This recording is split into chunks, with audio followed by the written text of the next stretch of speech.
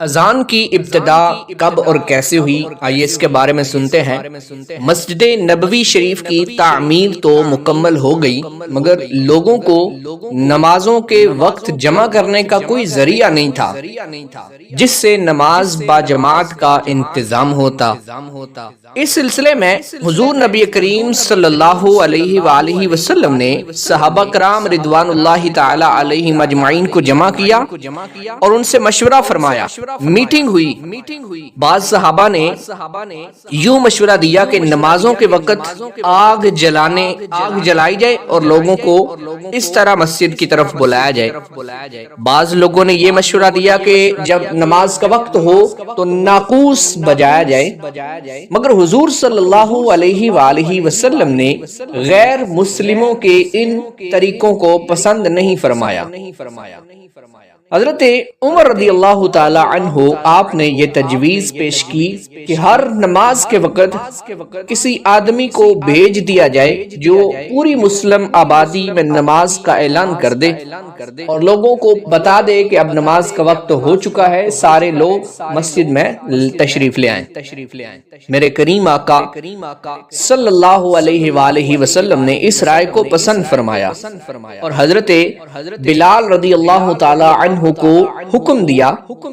کہ وہ نمازوں کے وقت لوگوں کو پکار دیا کریں گے۔ چنانچہ جب نماز کا وقت ہوتا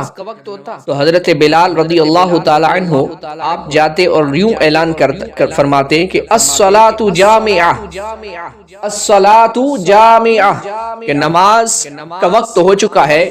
جماعت کا وقت ہو چکا ہے۔ یہ کہہ کر پانچوں وقت آپ اعلان فرمایا کرتے تھے۔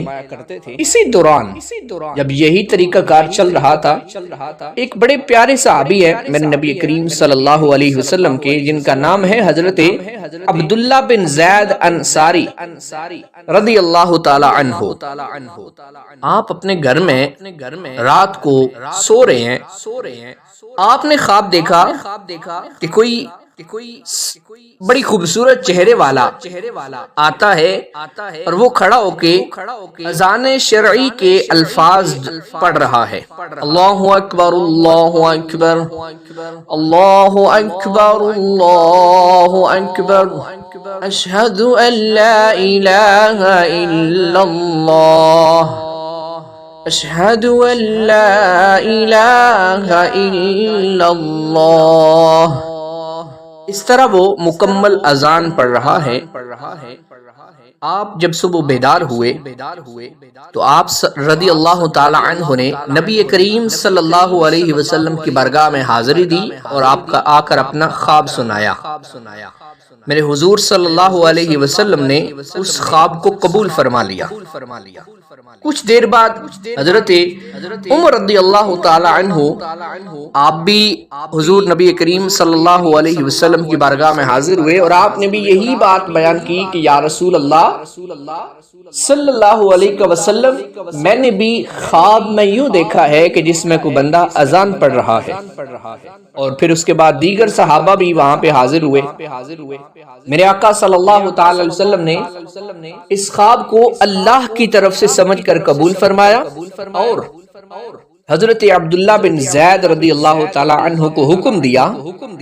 کہ تم بلال کو اذان کے کلمات سکھا دو کیونکہ وہ تم سے زیادہ بلند آواز ہیں۔ اسی دن سے شرعی اذان کا طریقہ شروع ہوا، اذان دینا شروع کی گئی، جو آج تک جاری ہے اور قیامت تک جاری رہے گا انشاءاللہ عز و جل۔ اور جب سے اذان شروع ہوئی تب سے لے کر اب تک اذان وہ واحد عبادت ہے جس میں جو دنیا میں ایک لمحے کے لیے بھی رکی نہیں۔ بیان کرنے والے کہتے ہیں ریسرچرز کہ آسٹریلیا کے پاس ایک جزیرہ ہے جس کو فجی کہتے ہیں۔ سب سے پہلے فجر کی اذان وہاں سے ہوتی ہے اور پھر وہاں سے چلتے مختلف ممالک میں ہوتے ہوئے حتیٰ کہ کوئی لمحہ ایسا نہیں کہ جس میں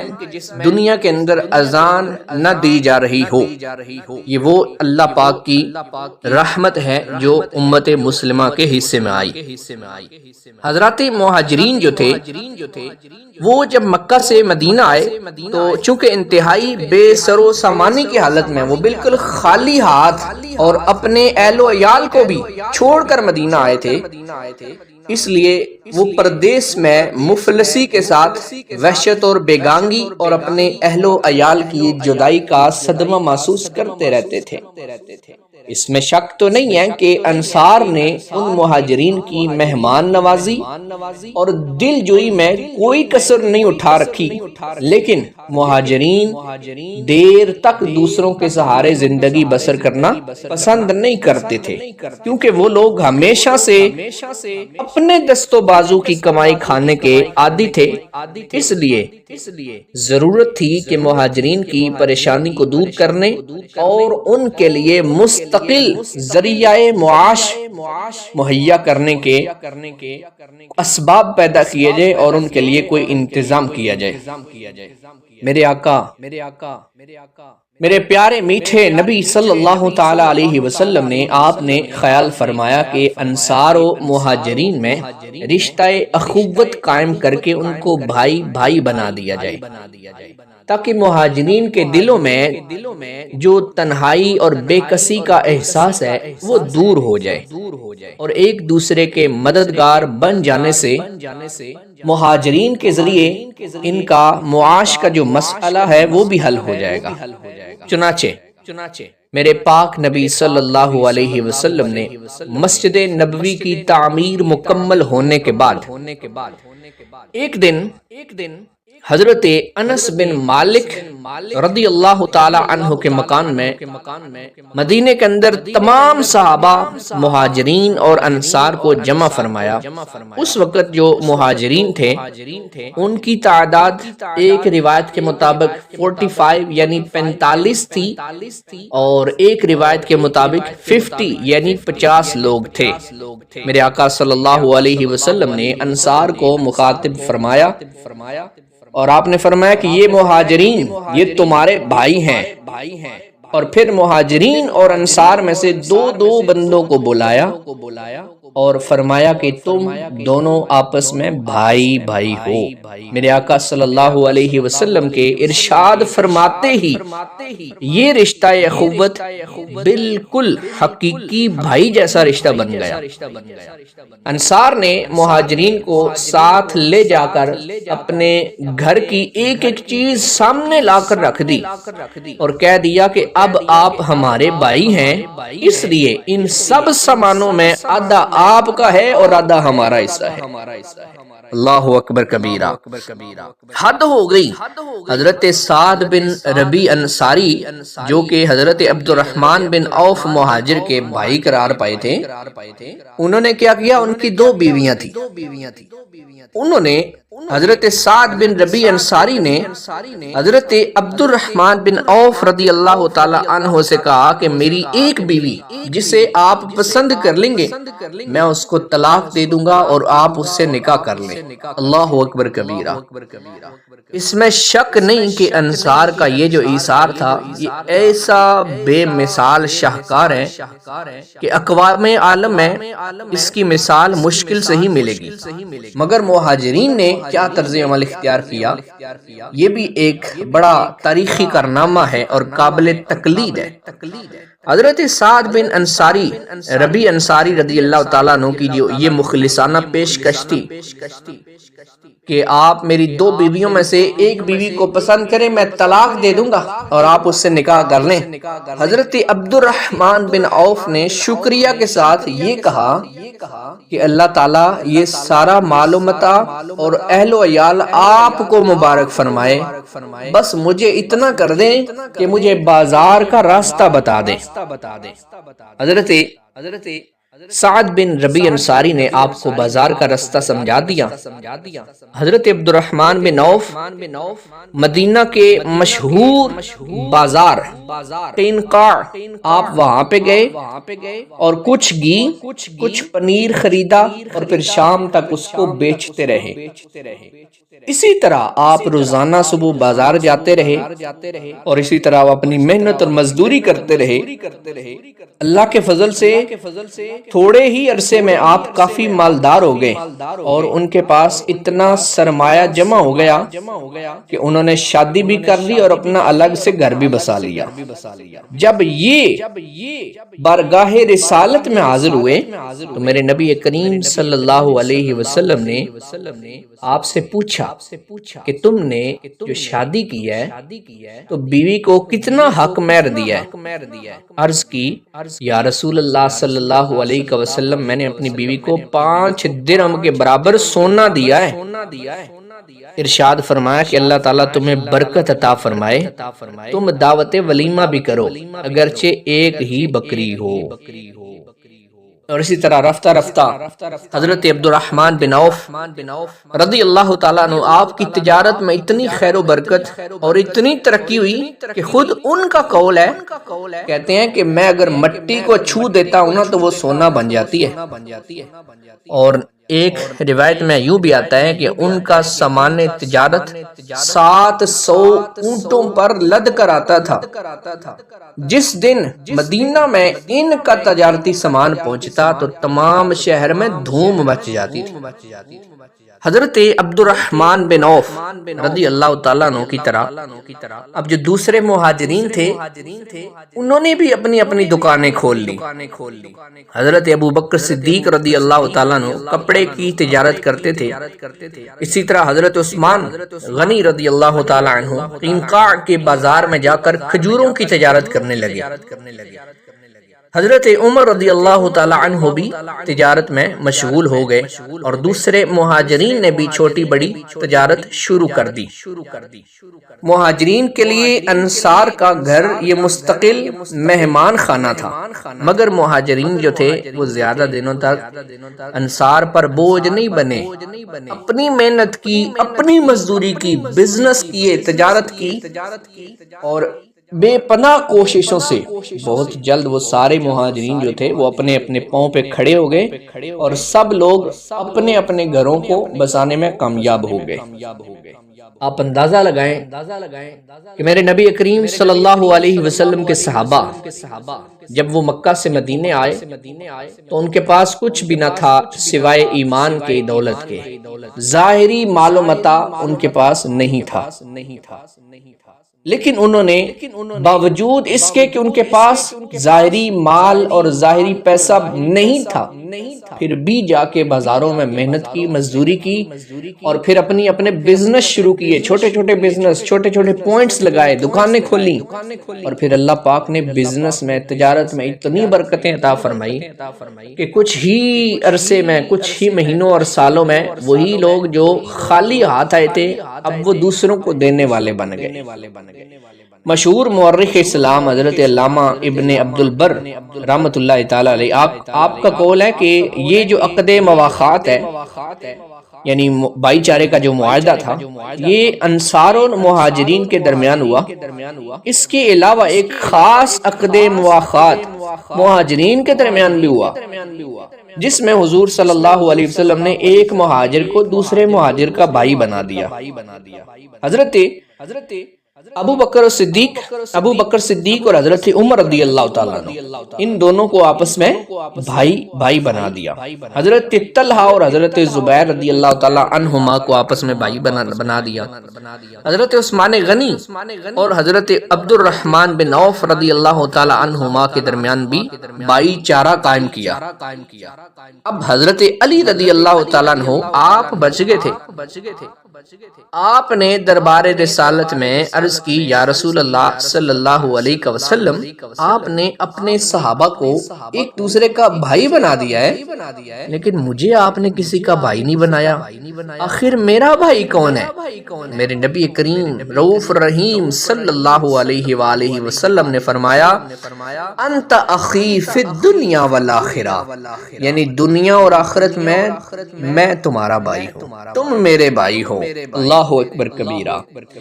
مدینے مدینے میں انصار کے علاوہ بہت سے یہودی بھی رہتے تھے، جیسے کہ میں نے پہلے بھی بیان کیا ہے کہ یہودیوں کے 3 بڑے قبیلے تھے، بنو قینقاع، بنو نذیر اور بنو قریظہ۔ یہ مدینہ کے اطراف میں آباد تھے، نہایت ہی مضبوط محلات اور مستحکم قلعے بنا کر رہتے تھے۔ ہجرت سے جو پہلے یہودی تھے اور انصار، ان دونوں میں آپس میں اختلافات رہتے، جنگیں ہوتی، لڑائیاں رہتی تھی، اور وہ اختلاف اب بھی موجود تھا۔ انصار کے دونوں قبیلے اوس اور خزرج یہ بڑے کمزور ہو چکے تھے لڑ لڑ کے، کیونکہ مشہور لڑائی جنگ بواس جو ہوئی تھی، اس لڑائی کے اندر دونوں قبیلوں کے بڑے بڑے سردار اور نامور بہادر آپس میں لڑ لڑ کر قتل ہو چکے تھے۔ یہودی ہمیشہ اس قسم کی تدبیروں اور شرارتوں میں لگے رہتے تھے کہ انصار کے یہ دونوں قبائل متحد نہ ہو سکیں، آپس میں ہمیشہ ٹکراتے ہی رہیں۔ انہی وجوہات کی بنا پر میرے پاک کریم نبی صلی اللہ علیہ وسلم نے یہودیوں اور مسلمانوں کے آئندہ تعلقات کے بارے میں ایک معاہدے کی ضرورت محسوس فرمائی، تاکہ دونوں فریق امن و سکون کے ساتھ رہیں اور آپس میں کوئی تصادم، کوئی ٹکراؤ، کوئی لڑائی نہ ہونے پائے۔ میرے آقا صلی اللہ علیہ وسلم نے انصار کو بھی بلایا اور یہودیوں کو بھی بلایا، اور معاہدے کی ایک دستاویز لکھائی جس پر دونوں فریقوں کے دستخط ہو گئے۔ اس معاہدے کی جو دفعات تھیں، شقیں تھیں، ان میں پہلی اور یہ ایک شق یہ بھی تھی کہ خون بہا یعنی جان کے بدلے جو مال دیا جاتا ہے نا، خون بہا اور فدیہ یعنی قیدی کو چھڑانے کے بدلے جو رقم دی جاتی ہے، ان دونوں کا جو طریقہ پہلے سے چلا آتا ہے وہ اب بھی قائم رہے گا۔ اور ایک شک یہ تھی کہ یہودیوں کو مذہبی آزادی حاصل رہے گی، ان کے مذہبی رسوم میں کوئی دخل اندازی نہیں کی جائے گی۔ اور ایک شک تھی کہ یہودی اور مسلمان باہم دوستانہ برتاؤ رکھیں گے، آپس میں ایک دوسرے کے ساتھ دشمنی اور نفرت والا ماحول نہیں قائم کریں گے، بلکہ دوستانہ برتاؤ رکھیں گے۔ یہودی یا مسلمانوں کو جب کسی سے لڑائی پیش آئے گی تو ایک فریق دوسرے فریق کی مدد کرے گا۔ اور ایک شک تھی کہ اگر کوئی مدینے پر حملہ آور ہوتا ہے تو دونوں فریقین مل کر حملہ آور کا مقابلہ کریں گے۔ اور ایک شک تھی کہ کوئی فریق قریش اور ان کے مددگاروں کو پناہ نہیں دے گا۔ اور 7ویں شک تھی کہ کسی دشمن سے اگر ایک فریق صلح کرے گا تو دوسرا فریق بھی اس مصالحت میں شامل ہوگا، لیکن مذہبی لڑائی اس سے مستثنا رہے گی۔ یہ ایک معاہدہ ہوا تھا جو میرے نبی کریم صلی اللہ تعالی علیہ وسلم کی حکمت عملی اور آپ صلی اللہ تعالی علیہ وسلم کی ذہانت کا منہ بولتا ثبوت ہے۔ میرے آقا صلی اللہ علیہ وسلم کو جو حکمت ملی وہ دنیا میں نہ کسی اور کو ملی نہ ملے گی۔ مدینے کی آب و ہوا پہلے اچھی نہیں ہوتی تھی، ہر طرح کی بیماریاں، وبائیں، طرح طرح کی مصیبتیں یہاں پہ موجود تھی۔ جب مکہ سے ہجرت کر کے مہاجرین مدینہ آئے تو کثرت سے مہاجرین جو ہے نا وہ بیمار رہنے لگے۔ حضرت ابو بکر صدیق رضی اللہ تعالیٰ عنہ اور حضرت بلال رضی اللہ تعالیٰ عنہ شدید لرزہ بخار میں مبتلا ہو کر بیمار ہو گئے، اور بیماری کی شدت میں یہ حضرات اپنے وطن مکہ کو یاد کرتے اور کفار مکہ پر لعنت بھیجتے تھے کہ ان خبیثوں کی وجہ سے ہمیں مکہ چھوڑنا پڑا۔ مکہ کی پہاڑیوں اور گھاسوں کے فراق میں اشعار پڑھنے لگے۔ میرے کریم نبی رؤوف الرحیم نبی صلی اللہ علیہ وسلم نے اس موقع پر یہ دعا فرمائی کہ یا اللہ ہمارے دلوں میں مدینہ کی ایسی ہی محبت ڈال دے جیسی مکہ کی محبت ہے، بلکہ اس سے بھی زیادہ۔ اور مدینہ کی آب و ہوا کو صحت بخش بنا دے، اور مدینہ کے سا اور مد یعنی ناپ تول کے برتنوں میں خیر و برکت عطا فرما، اور مدینہ کے بخار کو جحفہ کی طرف منتقل فرما دے۔ سن 1 ہجری کے واقعات میں ایک واقعہ بڑا اہم اور بڑا انٹرسٹنگ بھی یہ بھی ہے کہ حضرت سلیمان فارسی رضی اللہ تعالیٰ عنہ آپ اسلام قبول کیا، آپ کے اسلام لانے کا واقعہ بڑا اہم ہے۔ آپ جو تھے نا وہ فارس کے رہنے والے تھے، ان کے آباء و اجداد بلکہ ان کے ملک کی پوری آبادی یہ مجوسی تھی۔ مجوسی کہتے ہیں آتش پرست کو، یعنی آگ کی پوجا کرنے والوں۔ یہ اپنے آبائی دین سے بیزار ہو کر دین حق کی تلاش میں اپنے وطن سے نکلے، مگر راستے میں ڈاکوؤں نے حملہ کیا قافلے پر، اور سب قافلے والوں کے ساتھ ان کو گرفتار کر کے اپنا غلام بنا لیا، اور پھر آگے جا کر ان کو بیچ ڈالا۔ حضرت سلیمان فارسی جو تھے یہ کئی بار بکتے رہے اور مختلف لوگوں کی غلامی میں رہے۔ اسی طرح یہ مدینہ پہنچے، کچھ دنوں تک یہ عیسائی بن کر رہے اور یہودیوں سے بھی میل جول رکھتے رہے۔ اس طرح ان کو تورات اور انجیل کی کافی معلومات حاصل ہو چکی تھی۔ یہ حضور صلی اللہ علیہ وسلم کی برگاہ رسالت میں حاضر ہوئے تو پہلے دن تازہ کھجوروں کا ایک طبق خدمت اقدس میں یہ کہہ کر پیش کیا کہ یہ صدقہ ہے، قبول کریں۔ حضور صلی اللہ علیہ وسلم نے فرمایا کہ اس کو ہمارے سامنے سے اٹھا کر فقراء اور مساکین کو دے دو، کیونکہ میں صدقہ نہیں کھاتا۔ اور پھر دوسرے دن کھجوروں کا ایک اور خوان لے کر پہنچے اور یہ کہہ کر حضور صلی اللہ علیہ وسلم کی خدمت میں پیش کیا کہ آقا یہ ہدیہ ہے۔ میرے حضور صلی اللہ علیہ وسلم نے صحابہ کو ہاتھ بڑھانے کا اشارہ فرمایا اور خود بھی اس میں سے تناول فرمایا۔ اسی درمیان حضرت سلیمان فارسی رضی اللہ تعالیٰ عنہ حضور صلی اللہ علیہ وسلم کے دونوں شانوں کی طرف متوجہ ہوئے اور آپ نظر ڈالنے لگے، اور جو نظر ڈالی تو مہر نبوت کو دیکھ لیا۔ چنانچہ یہ چونکہ تورات اور انجیل میں نبی آخر الزماں کی نشانیاں پڑھ چکے تھے، اس لیے جان گئے کہ یہی آخری نبی ہیں اور یہی کریم آقا ہیں جن کے در پہ پناہ مل سکتی ہے، اس لیے فوراً ہی اسلام قبول کر لیا۔ اب تک جو مسلمانوں کے حالات تھے اس میں فرض نمازوں میں صرف 2 ہی رکعتیں تھیں، مگر ہجرت کے پہلے سال میں جب حضور صلی اللہ علیہ وسلم مدینہ تشریف لائے تو ظہر اور عصر میں 4 رکعتیں فرض ہو گئیں، لیکن سفر کی حالت میں اب بھی وہی 2 رکعتیں قائم رہیں، اور اسی کو سفر کی حالت میں نمازوں میں قصر کہتے ہیں۔ یہ وہ سال تھا کہ جس سال میں حضرات صحابہ کرام رضی اللہ تعالی عنہم میں سے 3 نہایتی شاندار اور جان نثار حضرات نے وفات پائی، جو در حقیقت اسلام کے سچے جانثار تھے اور بہت بڑے مددگار تھے۔ حضرت کلثوم بن حدم رضی اللہ تعالیٰ عنہ یہ وہ خوش نصیب ہیں جو مدینے کے رہنے والے انصاری صحابی ہیں۔ میرے آقا صلی اللہ علیہ وسلم نے جب ہجرت فرمائی اور آپ مکہ سے ہجرت کر کے جب مدینہ آئے تو سب سے پہلے انہی کے مکان کو شرف نزول بخشا تھا، قباء کے اندر۔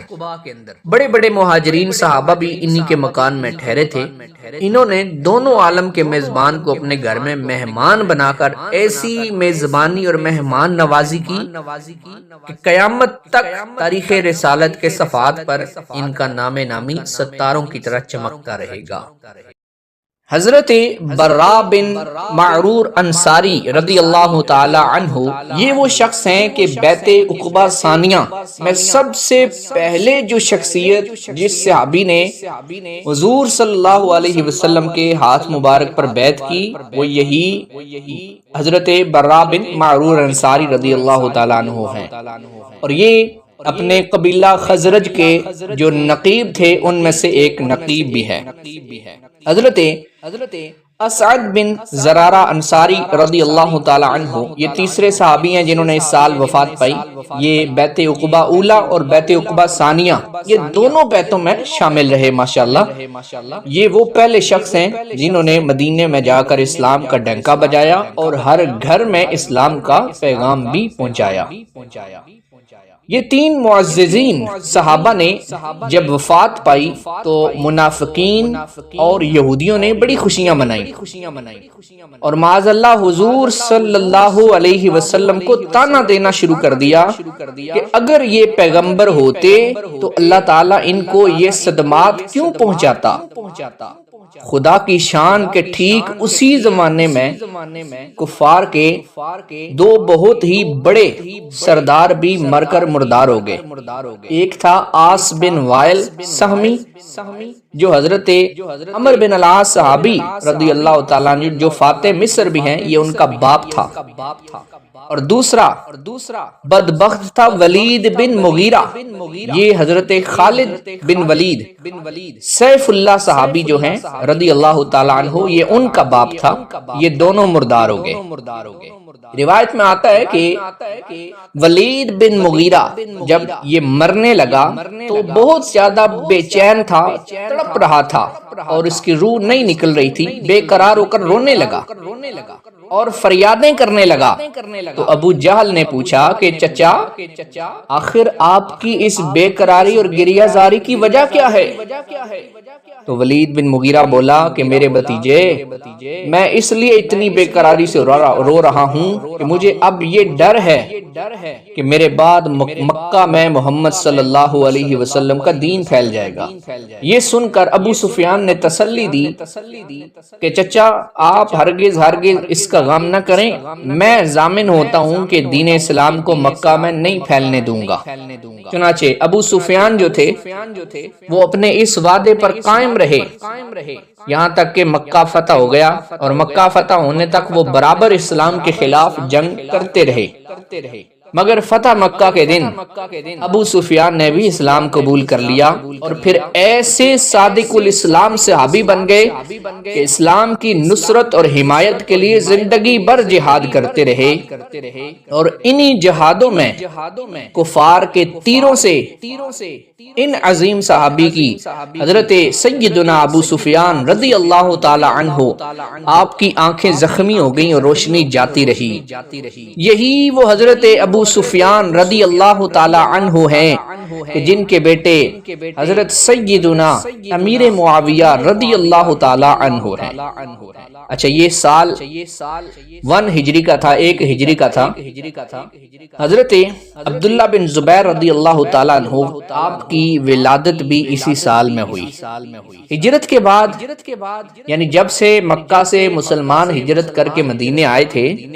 تب سے لے کر اب تک مہاجرین کے یہاں جو سب سے پہلا بچہ پیدا ہوا وہ یہی حضرت عبداللہ بن زبیر رضی اللہ تعالیٰ عنہ ہے۔ ان کی والدہ حضرت بی بی اسماء رضی اللہ تعالی عنہا جو حضرت ابو بکر صدیق رضی اللہ تعالی عنہ کی صاحبزادی ہیں، آپ نے جب حضرت عبداللہ بن زبیر کی ولادت ہوئی نا تو پیدا ہوتے ہی ان کو لے کر بارگاہ رسالت میں حاضر ہو گئیں۔ میرے کریم نبی رؤوف الرحیم نبی صلی اللہ علیہ وسلم نے حضرت عبداللہ بن زبیر کو اپنی گود میں آپ نے بٹھایا اور کھجور اپنے مبارک منہ میں چبائی اور اس کو چبا کر حضرت عبداللہ بن زبیر کے منہ میں ڈالی، یعنی ان کو گٹی دی۔ اس طرح سب سے پہلی غذا جو ان کے حضرت عبداللہ بن زبیر کے پیٹ میں پہنچی وہ میرے پاک نبی رؤوف الرحیم نبی صلی اللہ علیہ وسلم کا لعاب دہن تھا۔ حضرت عبداللہ بن زبیر رضی اللہ تعالی عنہ کی پیدائش سے مسلمانوں کو بے حد خوشی ہوئی، اس لیے کہ مدینہ کے جو یہودی تھے وہ کہا کرتے تھے کہ ہم لوگوں نے مہاجرین پر ایسا جادو کر دیا ہے کیا اب ان لوگوں کے یہاں کوئی بچہ پیدا نہیں ہو سکتا، لیکن اللہ پاک نے حضرت عبداللہ بن زبیر کی صورت میں ان یہودیوں کو منہ توڑ جواب عطا فرما دیا۔ سن 1 ہجری کی طرح سن 2 ہجری میں بھی بہت سارے واقعات ہیں جو بڑے اہم ہیں جو وقوع پذیر ہوئے ہیں۔ ان میں سے کچھ میں عرض کرتا ہوں کہ جب تک نبی کریم صلی اللہ علیہ وآلہ وسلم مکہ میں رہے، آپ مکہ میں رہتے ہوئے خانہ کعبہ کی طرف منہ کر کر نماز پڑھتے رہے۔ یہ بات نوٹ کر لیں کہ جب تک حضور مکہ میں تشریف فرما رہے، آپ نے خانہ کعبہ کو ہی قبلہ بنا کے رکھا، مگر جب ہجرت کے بعد آپ مدینہ منورہ تشریف لائے تو اللہ تعالیٰ کا یہ حکم ہوا کہ آپ کا قبلہ بیت المقدس ہے، آپ اپنی نمازوں میں بیت المقدس کو اپنا قبلہ بنائیں گے۔ چنانچہ میرے پاک نبی رؤوف الرحیم نبی 16 یا 17 مہینے، مختلف روایتوں میں آتا ہے، کچھ مہینوں میں 16 مہینے اور کچھ روایتوں میں 17 مہینوں کا ذکر ہے کہ آپ بیت المقدس کی طرف منہ کر کے رخ کر کے نماز پڑھتے رہے، لیکن آپ صلی اللہ علیہ وسلم کے دل میں یہ تمنا تھی کہ کعبہ ہی کو قبلہ بنایا جائے۔ چنانچہ آپ اکثر آسمان کی طرف چہرہ اٹھا کر اس کے لیے وحی الہی کا انتظار فرماتے رہے، یہاں تک کہ ایک دن اللہ تعالیٰ نے اپنے حبیب صلی اللہ علیہ وسلم کی اس قلبی آرزو پوری فرمانے کے لیے قرآن پاک کی یہ آیت نازل فرما دی۔ اللہ فرماتا ہے قَدْ نَرَى تَقَلُّبَ وَجْهِكَ فِي السَّمَاءِ فَلَنُوَلِّيَنَّكَ قِبْلَةً تَرْضَاهَا فَوَلِّ وَجْهَكَ شَطْرَ الْمَسْجِدِ الْحَرَامِ،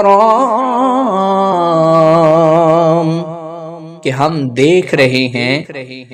کہ بارہا آپ آسمان کی طرف منہ کر رہے ہیں، آپ کا آسمان کی طرف منہ کرنا ہم دیکھ رہے ہیں، تو ہم ضرور آپ کو پھیر دیں گے اس قبلہ کی طرف جس میں آپ کی خوشی ہے۔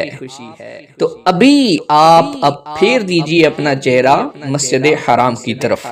میرے کریم نبی رؤوف الرحیم نبی صلی اللہ علیہ وسلم قبیلہ بنی سلمہ کی مسجد میں نماز ظہر پڑھا رہے تھے کہ حالت نماز میں یہ وحی نازل ہوئی، اور نماز ہی میں آپ نے بیت المقدس سے مڑ کر خانہ کعبہ کی طرف اپنا چہرہ کر لیا، اور جو آپ کے پیچھے مقتدی کھڑے تھے تمام مقتدیوں نے بھی فوراً آپ کی پیروی کی، سب نے اپنا رخ پھیر لیا۔ اس مسجد کو جہاں یہ واقعہ پیش آیا، اس مسجد کو مسجد القبلتین کہتے ہیں، یعنی 2 قبلوں والی مسجد، اور آج بھی یہ مسجد، یہ تاریخی مسجد زیارت گاہ خاص و عام ہے، مدینہ کے اندر موجود ہے، اور یہ مدینہ شہر کے اندر نہیں ہے بلکہ شہر مدینہ سے تقریباً 2 کلومیٹر دور، یہ شمال کی طرف، شمال مغرب میں یہ مسجد واقع ہے۔ اس قبلہ بدلنے کو تحویل قبلہ کہتے ہیں۔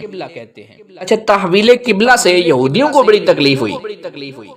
جب تک حضور صلی اللہ علیہ وسلم بیت المقدس کی طرف رخ کر کے نماز پڑھتے رہے، یہودی بڑے خوش تھے اور فخر کے ساتھ کہا کرتے تھے کہ محمد صلی اللہ علیہ وسلم بھی ہمارے ہی قبلے کی طرف رخ کر کے عبادت کرتے ہیں۔ مگر جب قبلہ بدل گیا تو یہودی اس قدر برہم ناراض ہو گئے کہ وہ یہ تانا دینے لگے کہ محمد صلی اللہ علیہ وسلم چونکہ ہر بات میں ہم لوگوں کی مخالفت کرتے ہیں، اس لیے انہوں نے محض ہماری مخالفت میں قبلہ بدلا ہے۔ اسی طرح منافقین کا گروہ بھی طرح طرح کی نکتہ چینی اور قسم قسم کے اعتراضات کرنے لگا، تو ان دونوں گروہوں کی زبان بندی اور دہن دوزی کے لیے خداوند کریم نے یہ آیتیں نازل فرما دی۔ سَيَقُولُ السُّفَهَاءُ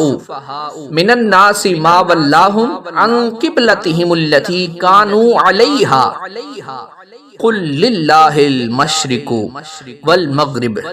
يَهْدِي مَن يَشَاءُ إِلَى صِرَاطٍ مُسْتَقِيمٍ۔ اللہ فرماتا ہے اب کہیں گے بیوقوف لوگ کہ اب کہیں گے بیوقوف لوگوں میں سے کچھ لوگ کہ کس نے پھیر دیا مسلمانوں کو ان کے اس قبلہ سے جس پر وہ پہلے تھے۔ اے محبوب آپ فرما دیجئے کہ شمال مغرب مشرق و مغرب یہ سب اللہ ہی کا تو ہے، وہ جسے چاہے سیدھی راہ چلاتا ہے۔ وما جعلنا القبلة التي كنت عليها إلا لنعلم من يتبع الرسول ممن ينقلب على عقبيه وإن كانت لكبيرة إلا على الذين هدى الله۔ اور اے پیارے محبوب آپ پہلے جس قبلہ پر تھے ہم نے وہ اسی لیے مقرر کیا تھا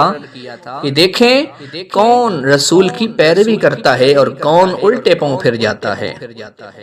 بلا شبہ یہ بڑی بھاری بات تھی، مگر جن کو اللہ تعالی ہدایت دے دی ان کے لیے کوئی بڑی بات نہیں ہے۔ پہلی آیت میں یہودیوں کے اعتراض کا جواب دیا گیا کہ خدا کی عبادت میں قبلہ کی کوئی خاص جہت ضروری نہیں، اس کی عبادت کے لیے مشرق و مغرب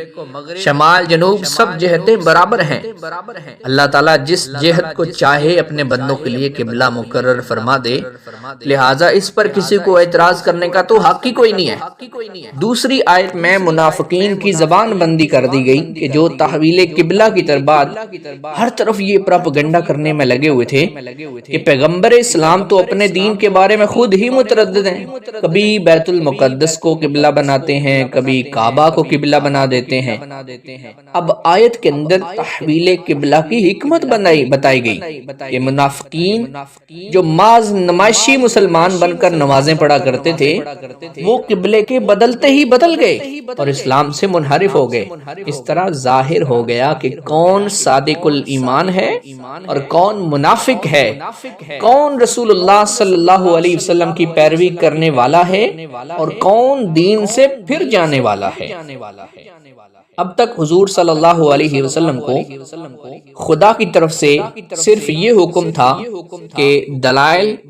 اور موعظہ حسنہ کے ذریعے لوگوں کو اسلام کی دعوت دیتے رہیں اور مسلمانوں کو کفار کی ایذاؤں پر صبر کا حکم تھا۔ اس لیے کافروں نے مسلمانوں پر بڑے بڑے ظلم و ستم کے پہاڑ توڑے، مگر مسلمانوں نے انتقام کے لیے کبھی ہتھیار نہیں اٹھایا، بلکہ ہمیشہ صبر و تحمل کے ساتھ کفار کی ایذاؤں اور تکلیفوں کو برداشت کرتے رہے۔ لیکن ہجرت کے بعد جب سارا عرب اور یہودی ان مٹھی بھر مسلمانوں کے جانی دشمن ہو گئے اور ان مسلمانوں کو فنا کے گھاٹ اتار دینے کا عزم کر لیا تو خدا بند تعالی نے مسلمانوں کو یہ اجازت دے دی کہ جو لوگ تم سے جنگ کی ابتدا کریں ان سے تم بھی لڑ سکتے ہو۔ چنانچہ سفر المظفر کی 12 تاریخ سن 2 ہجری کو تاریخ اسلام کا وہ یادگار دن ہے جس میں خدا بند کریم نے مسلمانوں کو کفار کے مقابلے میں تلوار اٹھانے کی اجازت دے دی اور یہ آیت نازل فرما دی کہ اذن للذین یقتلون بانہم ظلموا وَإِنَّ اللَّهَ عَلَى نَصْرِهِمْ لَقَدِيرٌ، جن سے لڑائی کی جاتی ہے نا یعنی مسلمانوں سے، ان کو بھی اب لڑنے کی اجازت دی جاتی ہے کیونکہ وہ مسلمان مظلوم ہے اور خدا ان کی مدد پر یقیناً قادر ہے۔ حضرت امام محمد بن شہاب ظہری علیہ الرحمہ کا قول ہے کہ جہاد کی اجازت کے بارے میں یہی وہ آیت ہے جو سب سے پہلے نازل ہوئی ہے، مگر تفسیر ابن جریر میں یوں بھی ہے کہ جہاد کے بارے میں سب سے پہلی جو آیت اتری وہ یہ ہے کہ وَقَاتِلُوا فِي سَبِيلِ اللَّهِ الَّذِينَ يُقَاتِلُونَكُمْ، کہ خدا کی راہ میں ان لوگوں سے لڑو جو تم لوگوں سے لڑتے ہیں۔ بہرحال حاصل کلام یہی ہے کہ 2 ہجری میں مسلمانوں کو خدا بند تعالی نے کفار سے لڑنے کی اجازت دے دی، مگر ابتدا میں یہ جو اجازت تھی یہ مشروط تھی، یعنی کچھ شرائط کے ساتھ تھی، یعنی صرف انہی کافروں سے جنگ کرنے کی اجازت تھی جو مسلمانوں پر حملہ کریں۔ مسلمانوں کو ابھی تک اس کی اجازت نہیں ملی تھی کہ وہ جنگ میں اپنی طرف سے پہل کریں، لیکن حق واضح ہو جانے اور باطل ظاہر ہو جانے کے بعد چونکہ تبلیغ حق اور احکام الہی کی نشر و اشاعت حضور صلی اللہ علیہ وسلم پر فرض تھی، اس لیے تمام ان کفار سے جو عناد کے طور پر، دشمنی کے طور پر اور بغض اور حسد کے طور پر حق کو قبول کرنے سے انکار کرتے تھے، ان سب سے جہاد کا حکم نازل ہو گیا، خواہ وہ مسلمانوں سے لڑنے میں پہل کریں یا پھر نہ کریں، کیونکہ حق کے ظاہر ہو جانے کے بعد حق کو قبول کرنے کے لیے مجبور کرنا اور باطل کو جبرن ترک کرانا یہ عین حکمت اور بنی نو انسان کی صلاح اور فلاح کے لیے انتہائی ضروری تھا۔ بہرحال اس میں کوئی شک نہیں کہ ہجرت کے بعد جتنی بھی لڑائیاں ہوئیں، اگر پورے ماحول کو گہری نگاہ سے بغور دیکھا جائے تو یہی ظاہر ہوتا ہے کہ سب لڑائیاں کفار کی طرف سے ہی مسلمانوں کے سر پر مسلط کی گئی اور غریب مسلمان بدرجہ مجبوری تلوار اٹھانے پر مجبور ہوئے۔ اب میں آپ کو انشاءاللہ عز و جل کچھ چند واقعات سناتا ہوں، ذرا تنقیدی سماعت سے ان کو سنیے گا، انشاءاللہ آپ کو معلوم ہو جائے گا۔ کریم نبی رؤوف الرحیم نبی صلی اللہ علیہ وآلہ وسلم اور آپ کے اصحاب اپنا سب کچھ مکہ میں چھوڑ کر انتہائی بے کسی کے عالم میں مدینہ چلے آئے تھے۔ اب چاہیے تو یہ تھا کہ کفار مکہ اب اطمینان سے بیٹھے رہتے کہ ان کے دشمن یعنی مسلمان اور رحمت عالم صلی اللہ علیہ وسلم ان کے شہر سے نکل گئے، مگر ہوا اس کے الٹ۔ اب مسئلہ یہ ہے کہ ان کافروں کے غیظ و غضب کا پارا اتنا چڑھ گیا کہ اب یہ لوگ اہل مدینہ کے بھی دشمن بن گئے۔ چنانچہ ہجرت کے بعد کچھ ہی دن گزرے تھے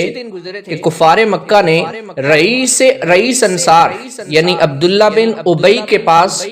دھمکیوں سے بھرا ہوئے خط بھیجا۔ یہ انصار کا یوں سمجھے کہ سردار تھا، لیکن تھا یہ منافق۔ عبداللہ بن ابی وہ شخص ہے کہ ہجرت سے پہلے تمام مدینے والوں نے اس کو اپنا بادشاہ مان کر اس کی تاج پوشی کی تیاری کر لی تھی، یعنی اب ہمارا یہ بادشاہ ہوگا اور مدینے پورے کا یہ سردار بنے گا۔ مگر خدا کی قدرت کہ حضور صلی اللہ علیہ وسلم مدینہ تشریف لے آئے، اور حضور صلی اللہ علیہ وسلم کی تشریف لانے کے بعد یہ اسکیم جو تھی یہ ختم ہو گئی۔ اسی غم و غصہ میں عبداللہ بن ابی ساری عمر منافقوں کا سردار بن کر اسلام کے خلاف چلتا رہا اور ہمیشہ مسلمانوں کے خلاف طرح طرح کی سازشوں میں یہ بندہ مصروف رہا۔ بہرکیف کفار مکہ نے اس دشمن اسلام کے نام جو خط لکھا تھا اس کا مضمون کچھ یوں تھا کہ تم نے ہمارے آدمی یعنی محمد صلی اللہ علیہ وآلہ وسلم کو اپنے یہاں پناہ دے رکھی ہے، ہم خدا کی قسم کھا کر کہتے ہیں کہ یا تو تم لوگ ان کو قتل کر دو یا مدینہ سے نکال دو، ورنہ ہم سب لوگ مل کر تم پر حملہ کر دیں گے اور تمہارے تمام لڑنے والے جوانوں کو قتل کر دیں گے، تمہاری عورتوں کو اپنی لونڈیاں غلام بنا لیں گے اور عورتوں پر تصرف کریں گے۔ جب حضور صلی اللہ علیہ وسلم کو کفار مکہ کے اس تہدید آمیز اور خوفناک خط کی خبر معلوم ہوئی تو آپ صلی اللہ علیہ وآلہ وسلم نے عبداللہ بن ابی سے ملاقات فرمائی اور ارشاد فرمایا کہ کیا تم اپنے بھائیوں اور اپنے بیٹوں کو قتل کرو گے؟ اب چونکہ انصار جو تھے نا وہ اکثر انصار یہ دامن اسلام میں آ چکے تھے، اس لیے عبداللہ بن ابی نے بھی اس نکتے کو سمجھ لیا اور کفار مکہ کے حکم پر عمل نہ کر سکا۔ ٹھیک اسی زمانے میں حضرت سعد بن معاذ رضی اللہ تعالی عنہ یہ قبیلہ اوس کے سردار تھے، انصار کا ایک قبیلہ اوس یہ اس کے سردار تھے۔ عمرہ ادا کرنے کے لیے یہ مدینہ سے مکہ گئے اور ان کے وہاں پر امیہ بن خلف کے ساتھ بڑے پرانے تعلقات تھے اور انہی تعلقات کی بنا پر امیہ بن خلف کے مکان پر جا کر قیام کیا۔ جب امیہ ٹھیک دوپہر کے وقت ان کو ساتھ لے کر طواف کعبہ کے لیے لے گیا تو اتفاق سے ابو جہل جو تھا وہ سامنے آ گیا اور بڑے غصے سے کہنے لگا کہ اے امیہ یہ تمہارے ساتھ کون ہے؟ امیہ نے کہا یہ مدینہ کے رہنے والے سعد بن معاذ ہیں۔ یہ سن کر ابو جہل نے تڑپ کر کہا کہ تم لوگوں نے بے دھرموں یعنی محمد صلی اللہ علیہ وسلم اور اصحاب ان کو اپنے یہاں پناہ دے رکھی ہے۔ خدا کی قسم اگر تم امیہ کے ساتھ نہ ہوتے نا تو آج تم بچ کر نہیں جا سکتے تھے۔ حضرت سعد بن معاذ رضی اللہ تعالیٰ عنہ نے جب یہ ابو جہل کا یہ لہجہ اور اس کا یہ انداز دیکھا نا تو آپ نے انتہائی جرت اور دلیری کے ساتھ یہ جواب دیا اور کہنے لگے کہ اگر تم لوگوں نے ہم کو کعبہ کی زیارت سے روکا نا تو یاد رکھو ہم تمہاری ملک شام کی تجارت کا راستہ روک دیں گے۔ کفار مکہ نے صرف انہی دھمکیوں پر بس نہیں کیا بلکہ وہ مدینہ پر حملہ کی تیاری بھی کرنے لگے تھے۔ حضور صلی اللہ علیہ وآلہ وسلم اور مسلمانوں کے قتل عام کا منصوبہ بھی بنانے لگے تھے۔ چنانچہ میرے کریم نبی رؤوف رحیم نبی صلی اللہ علیہ وآلہ وسلم راتوں کو جاگ جاگ کر آپ رات بسر کیا کرتے تھے اور صحابہ کرام رضوان اللہ تعالی علیہم اجمعین آپ کا پہرا بھی دیا کرتے تھے۔ کفار مکہ نے سارے عرب پر اپنے اثر و رسوخ کی وجہ سے تمام قبائل میں یہ آگ بھڑکا دی تھی، یہ خبر چلا دی تھی کہ مدینہ پر حملہ کر کے مسلمانوں کو دنیا سے نیست و نابود کرنا یہ انتہائی ضروری ہے۔ اب یہ دیکھیں یہ جو میں نے 2-3 وجوہات بیان کی، ان وجوہات کی موجودگی میں ہر عقل والے کو یہ کہنا ہی پڑے گا کہ ان حالات میں حضور صلی اللہ علیہ وآلہ وسلم کو حفاظت خود اختیاری کے لیے کچھ نہ کچھ تدبیر تو کرنی ضروری ہی تھی تاکہ انصار اور مہاجرین اور خود اپنی زندگی کی بقا اور سلامتی کا سامان ہو جائے۔ ان تمام وجوہات کی بنا پر اور کفار مکہ کے خطرناک ارادوں کا علم ہو جانے کے بعد حضور صلی اللہ علیہ وآلہ وسلم نے اپنی اور صحابہ کی حفاظت خود اختیاری کے لیے 2 تدبیروں پر عمل درآمد کا فیصلہ کیا۔ نمبر 1، پہلی تدبیر یہ تھی کہ کفار مکہ کی جو ملک شام کی تجارت ہے جس پر ان کی زندگی کا دار و مدار ہے اس میں رکاوٹ ڈال دی جائے تاکہ وہ مدینہ پر حملے کا خیال چھوڑ دیں اور صلح پر مجبور ہو جائیں۔ دوسری تدبیر یہ تھی کہ مدینے کے اطراف میں جو قبائل آباد تھے ان سے امن و امان کا معاہدہ ہو جائے تاکہ کفار مکہ اگر مدینے پر حملے کی نیت کرے تو یہ قبائل ان کا ساتھ نہ دیں، لہذا تاکہ کفار حملے کی نیت ہی نہ کر سکیں۔ چنانچہ میرے نبی کریم میرے پیارے آقا صلی اللہ علیہ وآلہ وسلم نے انہی 2 تدبیروں کے پیش نظر صحابہ کرام کے چھوٹے چھوٹے لشکروں کو مدینہ کے اطراف میں بھیجنا شروع کر دیا اور بعض لشکروں کے ساتھ خود بھی تشریف لے گئے۔ صحابہ کرام رضی اللہ تعالی عنہم کے یہ چھوٹے چھوٹے لشکر کبھی کفار مکہ کی نقل و حرکت کا پتہ لگانے کے لیے جاتے تھے اور کہیں بعض قبائل کے ساتھ معاہدہ امن و امان کرنے کے لیے روانہ ہوتے تھے اور کہیں اس مقصد سے بھی جاتے تھے کہ کفار مکہ کی جو شامی تجارت ہے اس کا راستہ بند ہو جائے۔ اسی سلسلے میں کفار مکہ اور ان کے حلیفوں سے مسلمانوں کا ٹکراؤ شروع ہوا، چھوٹی بڑی لڑائیوں کا سلسلہ شروع ہوا اور انہی لڑائیوں کو تاریخ اسلام میں غزوات یا سرایا کے نام سے یاد کیا جاتا ہے۔ مصنفین سیرت کی یہ اصطلاح ہے جو کہ یاد رکھنی ضروری ہے کہ وہ جنگی لشکر جس کے ساتھ حضور صلی اللہ علیہ وسلم بھی تشریف لے گئے اس کو غزوہ کہتے ہیں، غزوہ۔ اور وہ لشکروں کی ٹولیاں جن میں حضور صلی اللہ علیہ وسلم خود شامل نہیں ہوئے، صحابہ کرام گئے، ان کو سریہ کہتے ہیں۔ غزوات یعنی جن جن لشکروں میں پیارے نبی صلی اللہ علیہ وسلم بذات خود شریک ہوئے ان کی کتنی تعداد ہے، اس کے بارے میں تاریخ دانوں میں اختلاف پایا جاتا ہے۔ مواہب لدنیا میں ہے کہ غزوات کی تعداد ٹوٹل 27 ہے، یعنی 27 جنگیں، 27 لشکر ایسے ہیں جن میں خود میرے آقا صلی اللہ علیہ وآلہ وسلم تشریف فرما رہے۔ اور روضۃ الاحباب میں یوں لکھا ہے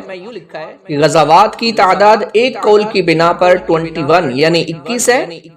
اور بعض کے نزدیک 24 یعنی 24 ہے، اور بعض نے یوں بھی کہا کہ 25 ہے،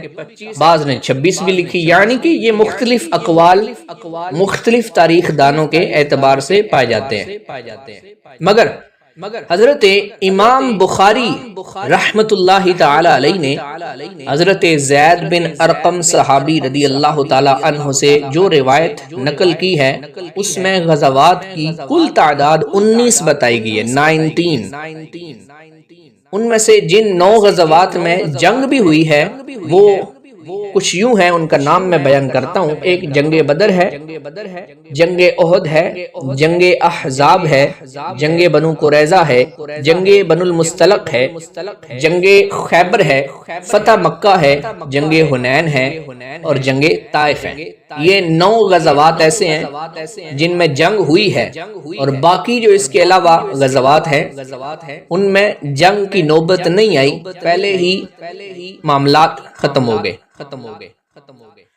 اچھا، اب آتے ہیں سرایہ یعنی سریہ کی طرف، یعنی جن لشکروں کے ساتھ خود نبی کریم صلی اللہ علیہ وسلم تشریف نہیں لے گئے ان کی تعداد بعض مؤرخین کے نزدیک 47 ہے یعنی 47، اور بعض کے نزدیک 56 ہے یعنی 56۔ امام بخاری نے محمد بن اسحاق سے روایت کیا ہے کہ سب سے پہلا غزوہ ابوا ہے، اور سب سے آخری غزوہ یہ تبوک ہے، اور سب سے پہلا سریہ جو مدینہ سے جنگ کے لیے روانہ ہوا وہ سریہ حمزہ ہے۔ انشاءاللہ اس کے حوالے سے بھی میں آگے جا کے بیان کروں گا۔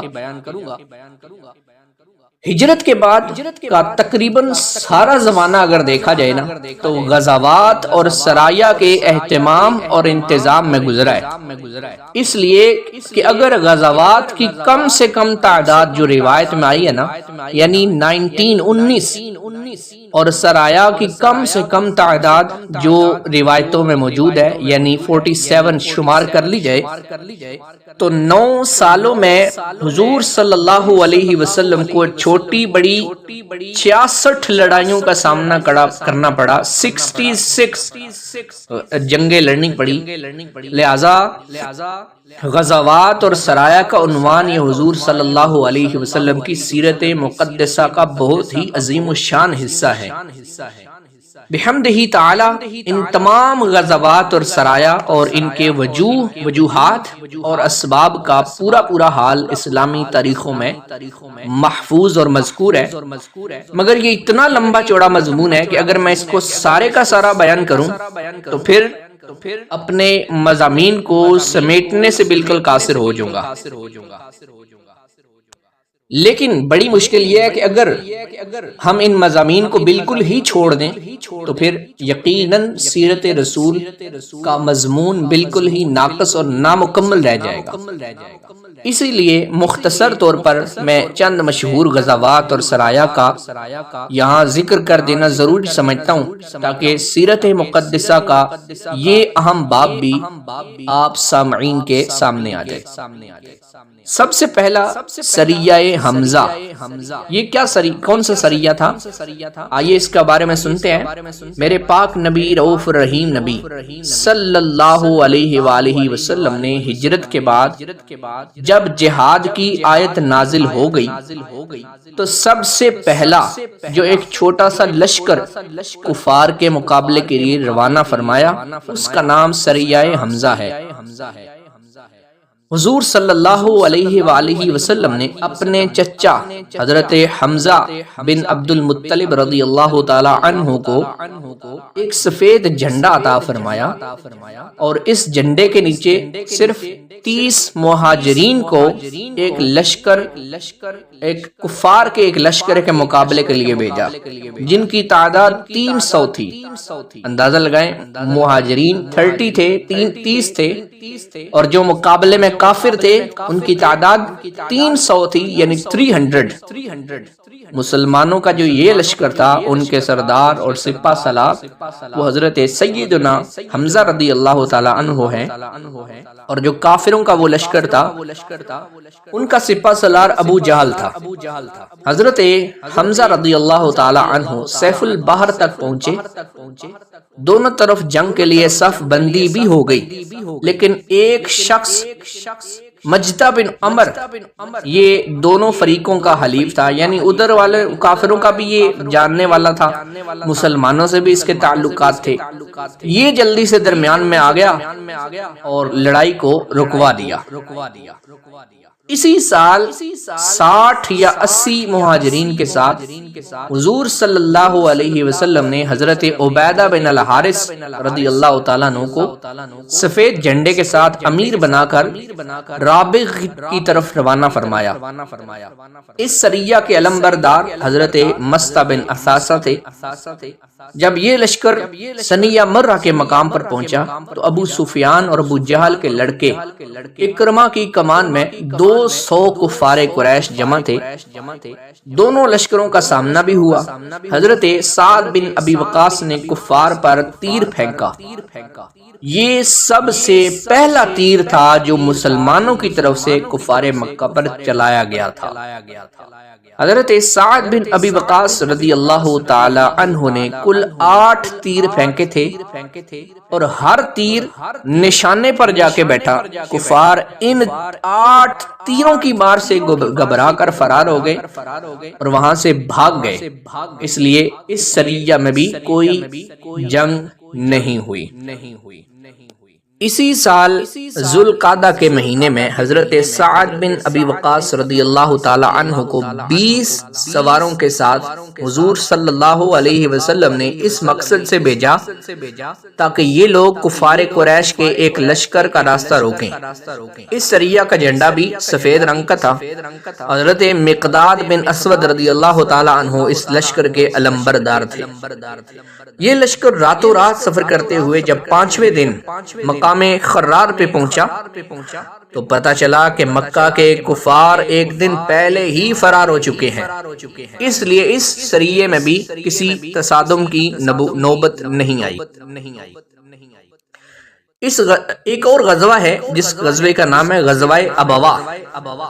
اس غزوے کو غزوہ ودان بھی کہتے ہیں۔ یہ سب سے پہلا غزوہ ہے، یعنی پہلی مرتبہ حضور صلی اللہ علیہ وآلہ وسلم جہاد کے ارادے سے ماہ سفر سن 2 ہجری میں 60 مہاجرین کو اپنے ساتھ لے کر مدینے سے باہر نکلے۔ حضرت سعد بن عبادہ رضی اللہ تعالی عنہ کو مدینہ میں اپنا خلیفہ بنایا اور حضرت حمزہ رضی اللہ تعالی عنہ کو جھنڈا دیا، اور مقام ابوا تک کفار کا پیچھا کرتے ہوئے تشریف لے گئے، مگر کفار فرار ہو چکے تھے، اس لیے کوئی جنگ نہ ہو سکی۔ ابوا یہ مدینہ سے 80 میل دور ایک گاؤں ہے، یعنی 80 مائلز، جہاں پہ حضور صلی اللہ علیہ وآلہ وسلم کی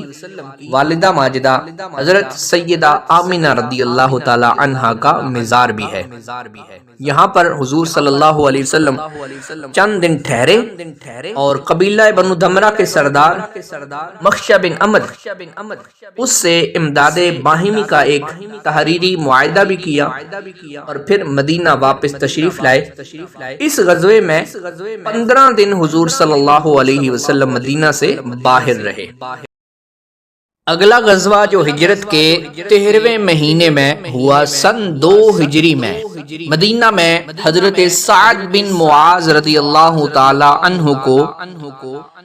پیارے آقا صلی اللہ علیہ وسلم نے حاکم بنایا اور 200 مہاجرین کو ساتھ لے کر جہاد کی نیت سے حضور صلی اللہ علیہ وآلہ وسلم روانہ ہوئے۔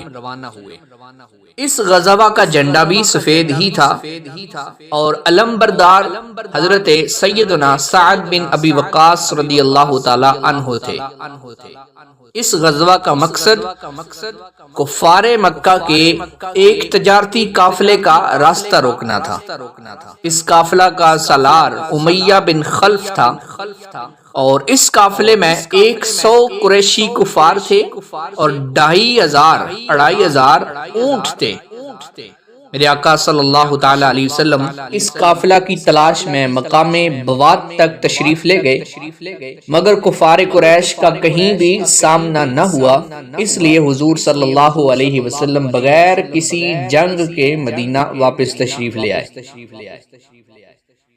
اسی سال قرظ بن جابر فہری نے مدینہ کی چراگاہ میں ڈاکہ ڈالا اور کچھ اونٹوں کو ہانک کر لے گیا۔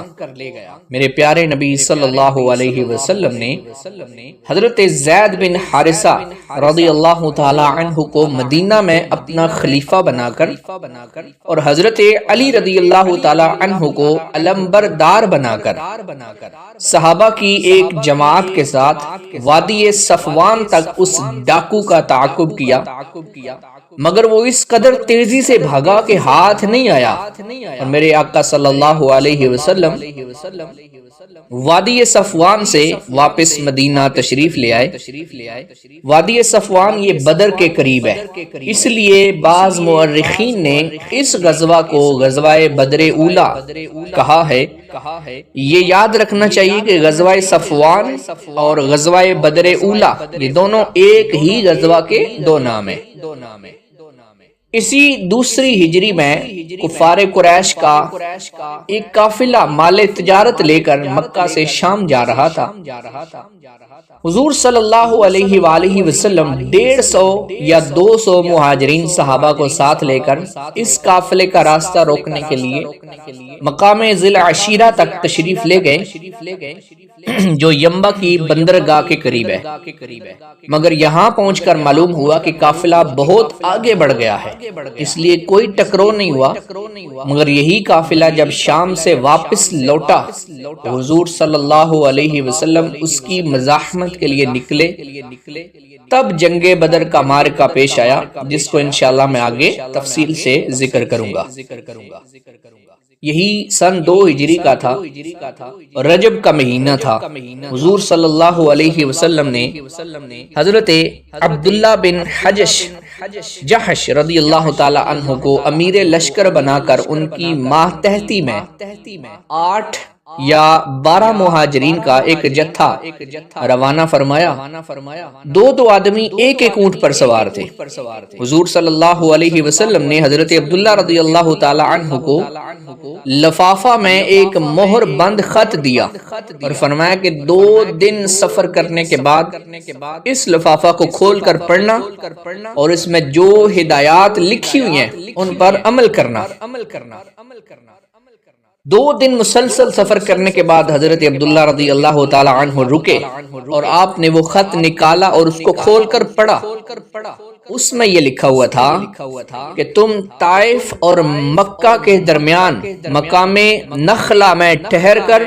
قریش کے قافلوں پر نظر رکھو اور صورتحال کی ہمیں برابر خبر دیتے رہو۔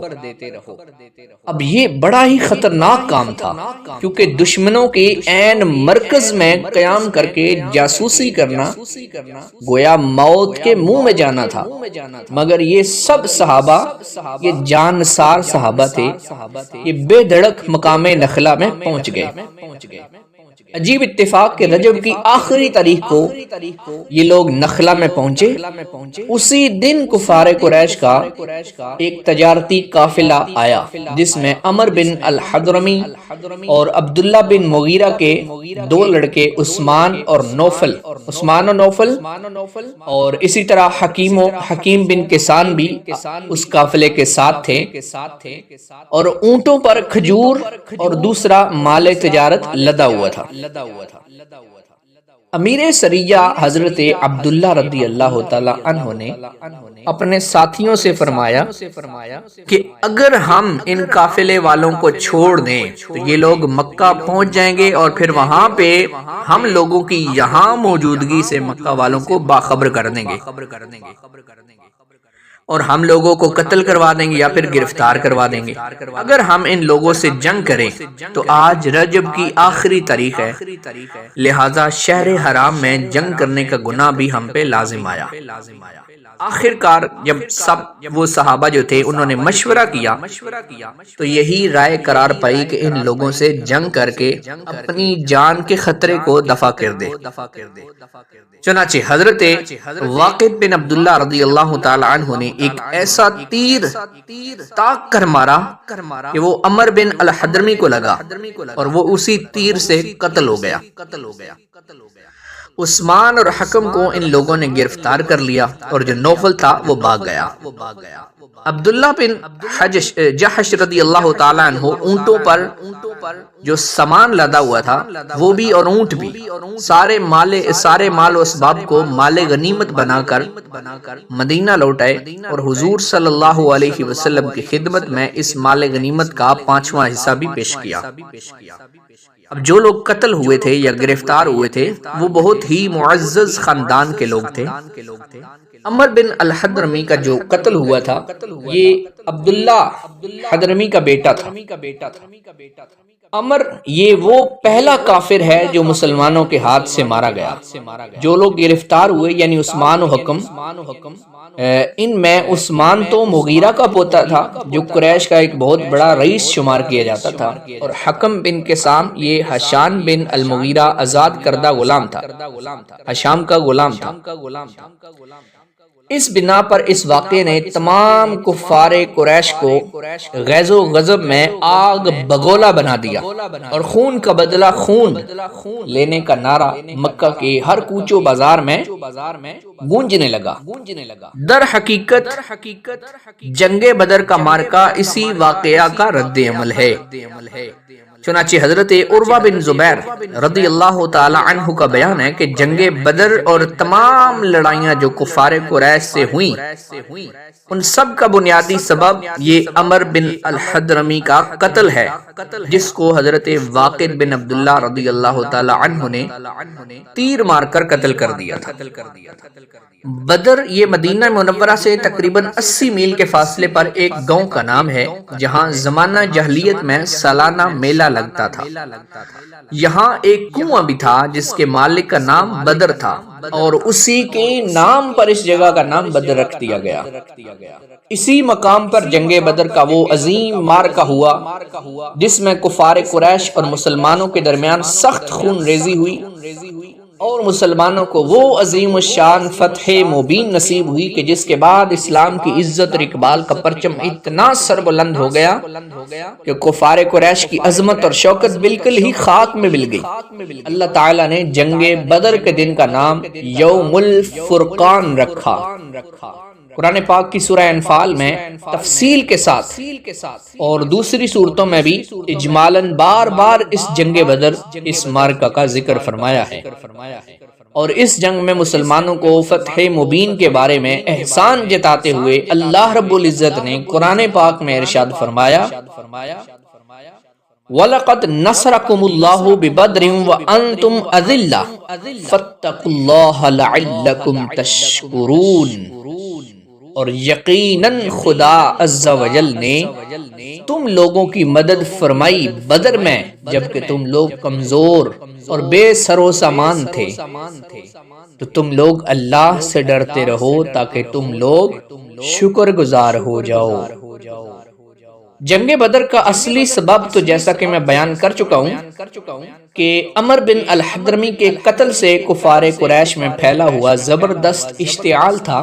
جس سے ہر کافر کی زبان پر یہی ایک نعرہ تھا کہ خون کا بدلہ خون لے کر رہیں گے۔ مگر بالکل ناگہاں یہ صورت پیش آ گئی کہ کفار کا وہ قافلہ جس کی تلاش میں حضور صلی اللہ علیہ وسلم مقام ذی العشیرہ تک تشریف لے گئے تھے، مگر وہ قافلہ ہاتھ نہ آیا تھا۔ بالکل اچانک مدینہ میں خبر ملی کہ اب وہی قافلہ ملک شام سے لوٹ کر مکہ جانے والا ہے، اور یہ بھی پتہ چل گیا کہ اس قافلے میں ابو سفیان بن حرب، مخرمہ بن نوفل، عمر بن العاص وغیرہ کل 30 یا 40 آدمی ہیں، اور کفار قریش کا مال تجارت جو اس قافلے میں ہے وہ بہت زیادہ ہے۔ میرے آقا صلی اللہ علیہ وسلم نے اپنے اصحاب سے فرمایا کہ کفار قریش کی ٹولیاں لوٹ مار کی نیت سے مدینہ کے اطراف میں برابر گشت لگاتی رہتی ہیں، اور قرظ بن جابر فہری نے تو مدینے میں آ کر ڈاکہ بھی ڈالا ہے اور چراگاہوں تک آ کر غارت گری کی، اور وہ یہاں سے مال چرا کے بھی لے گیا۔ لہٰذا کیوں نہ ہم کفار قریش کے اس قافلہ پر حملہ کر کے ان کے مال کو لے لیں، تاکہ کفار قریش کی شامی تجارت بند ہو جائے اور وہ مجبور ہو کر ہم سے صلح کر لیں، اور یہ روز روز کے جھگڑے، روز روز کے فساد ختم ہو جائے۔ میرے آقا صلی اللہ علیہ وسلم کا یہ ارشاد گرامی سن کر انصار و مہاجرین اس کے لیے تیار ہو گئے۔ رمضان شریف کی 12 تاریخ تھی اور سن 2 ہجری تھا۔ بڑی عجلت کے ساتھ لوگ چل پڑے، یعنی جو جس حال میں تھا نا اسی حال میں روانہ ہو گیا۔ اس لشکر میں حضور صلی اللہ علیہ وسلم کے ساتھ نہ تو زیادہ ہتھیار تھے، نہ فوجی راشن کی کوئی بڑی مقدار تھی، کیونکہ کسی کو گمان بھی نہیں تھا کہ اس سفر میں کوئی جنگ بھی ہوگی۔ مگر جب مکہ میں یہ خبر پھیلی کہ مسلمان اسلحہ لے کر قریش کا قافلہ لوٹنے کے لیے مدینہ سے چل پڑے ہیں، تو مکہ میں ایک جوش پھیل گیا، اور ایک دم کفار قریش کی فوج کا دل یہ مسلمانوں پر حملہ کرنے کے لیے تیار ہو گیا۔ حضور صلی اللہ علیہ وآلہ وسلم کو اس کی جب اطلاع ملی تو آپ صلی اللہ علیہ وسلم نے صحابہ کرام کو جمع فرمایا اور صورتحال بیان فرمائی، اور صاف صاف فرما دیا کہ ممکن ہے کہ اس سفر میں کفار قریش کے قافلہ سے ملاقات ہو جائے، اور یہ بھی ہو سکتا ہے کہ کفار مکہ کے لشکر سے جنگ کی نوبت آ جائے۔ میرے آقا صلی اللہ علیہ وسلم نے جب یہ فرمایا تو یہ سن کر حضرت ابو بکر صدیق، حضرت عمر فاروق رضی اللہ تعالی عنہما اور دوسرے مہاجرین صحابہ نے بڑے جوش و خروش کا اظہار کیا، مگر میرے آقا صلی اللہ علیہ وسلم انصار کی طرف دیکھ رہے تھے، کیونکہ انصار نے آپ صلی اللہ علیہ وسلم کے دست مبارک پر بیعت کرتے وقت اس بات کا عہد کیا تھا کہ وہ اس وقت تلوار اٹھائیں گے جب کفار مدینہ پر چڑھ آئیں گے، اور یہاں مدینہ سے باہر نکل کر جنگ کرنے کا معاملہ تھا۔ انصار میں سے قبیلہ خزرج کے سردار حضرت سعد بن عبادہ رضی اللہ تعالی عنہ یہ حضور صلی اللہ علیہ وسلم کا چہرہ انور دیکھ کر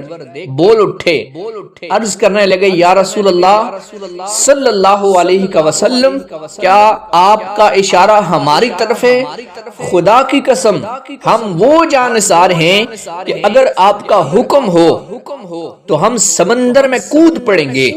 اسی طرح انصار کے ایک اور معزز سردار حضرت مقداد بن اسود رضی اللہ تعالی عنہ آپ نے جوش میں آ کر عرض کیا، یا رسول اللہ صلی اللہ علیہ وسلم، ہم حضرت موسیٰ علیہ السلام کی قوم کی طرح یہ نہیں کہیں گے کہ آپ اور آپ کا خدا جا کر لڑیں، بلکہ ہم لوگ آپ کے دائیں سے، بائیں سے، آگے سے، پیچھے سے لڑیں گے۔ یا رسول اللہ ہم تو آپ کے ساتھ ہیں۔ انصار کے ان دونوں سرداروں کی تقریر سن کر میرے آقا صلی اللہ علیہ وسلم کا چہرہ خوشی سے دمک اٹھا۔ مدینہ سے 1 میل دور چل کر میرے آقا صلی اللہ علیہ وسلم رک گئے، اور جو آپ کے ساتھ جانصار صحابہ تھے ان کا جائزہ لینے لگے۔ ان میں کچھ ایسے بھی صحابی تھے جو کم عمر تھے، آپ صلی اللہ علیہ وسلم نے ان کو واپس کر دینے کا حکم دیا، کیونکہ جنگ کے پرخطر موقع پر بھلا بچوں کا کیا کام۔ مگر انہی بچوں میں حضرت سعد بن ابی وقاص کے چھوٹے بھائی حضرت عمیر بن ابی وقاص رضی اللہ تعالی عنہ بھی تھے۔ جب ان سے کہا گیا کہ آپ واپس چلے جائیں تو وہ مچل گئے، ضد کرنے لگے اور پھر پھوٹ پھوٹ کر رونے لگے اور کسی طرح واپس ہونے کو تیار نہ ہوئے۔ ان کی بے قراری اور گریہ زاری کو دیکھ کر رحمت عالم صلی اللہ علیہ وسلم کا قلب نازک متاثر ہو گیا اور آپ صلی اللہ علیہ وسلم نے ان کو ساتھ چلنے کی اجازت دے دی۔ چنانچہ حضرت سعد بن ابی وقاص رضی اللہ تعالی عنہ نے اس ننھے سپاہی کے گلے میں بھی ایک تلوار حمائل کر دی اور مدینہ سے روانہ ہونے کے وقت نمازوں کے لیے حضرت ابن ام مکتوم رضی اللہ تعالی عنہ کا آپ کو حضور صلی اللہ علیہ وسلم نے مسجد نبوی کا امام مقرر فرما دیا تھا۔